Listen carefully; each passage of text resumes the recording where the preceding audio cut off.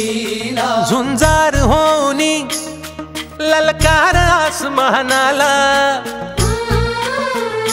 पूर्ण राज्यामध्ये तुम्हाला मी अजून एक सांगू इच्छितो की राज्याने जे दिव्यांग मुलं आहेत ज्यांना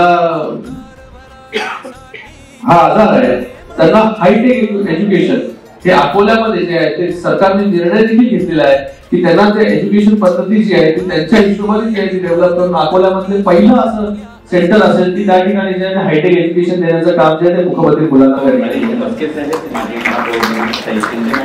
त्याच्यासाठी पहिल्यासाठी 6,60,000 आणि दुसऱ्यासाठी जे आहे 4,50,000।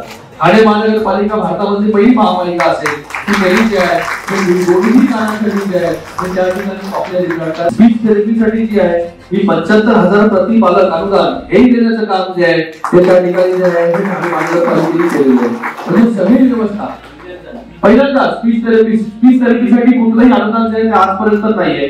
ते अनुदान जे आहे हे ठाणे महानगरपालिका बांगल साहेबांनी यांनी पहिल्यांदा या ठिकाणी केलेलं आहे।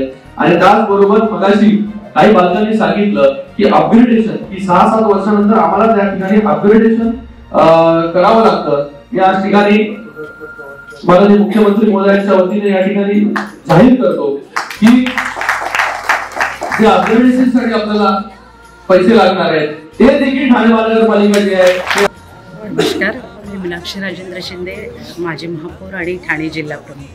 मला असं वाटतं की श्रीकांत शिंदे फाउंडेशनचं कौतुक करावं तेवढं कमी आहे, कारण गेली 2 टर्म खासदार म्हणून ते कल्याण लोकसभेमध्ये काम करत आहेत। पण मला असं वाटतं नुसती कल्याण लोकसभा नाही तर संपूर्ण ठाणे शहरामध्ये देखील त्यांचं काम अविरत चालू असतं। आणि श्रीकांत शिंदे फाउंडेशनच्या वतीने अपंग विकलांग लोकांसाठी ते एकदम भरीव कामगिरी त्यांची चालू असते।